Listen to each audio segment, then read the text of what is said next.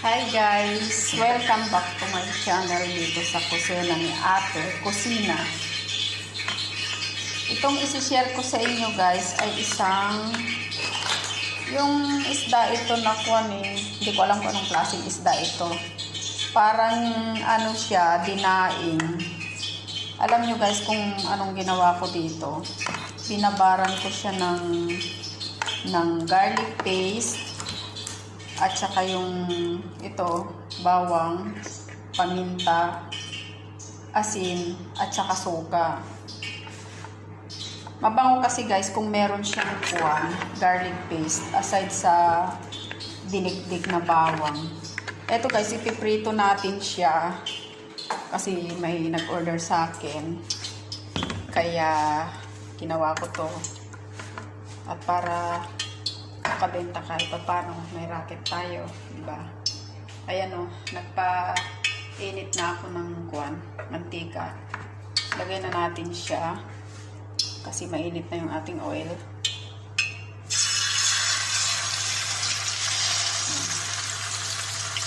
Yung ganito kasi ang ginawa ko guys para malasa. Ayan siya, ganyan lang.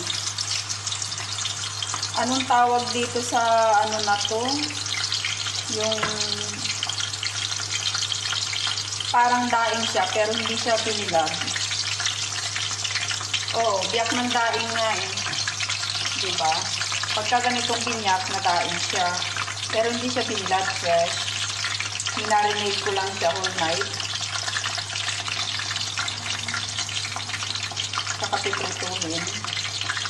Yan. I-share ko sa inyo to guys kasi makakatulong ito sa atin para yung mga hindi pa nakakaalam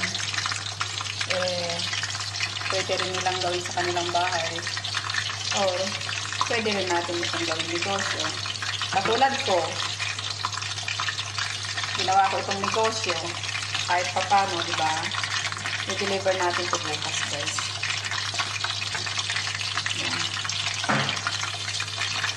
Tutuin lang natin siya hanggang maging golden brown. Dagdagan natin yung takas ng apoy. Kasi pwede na siya.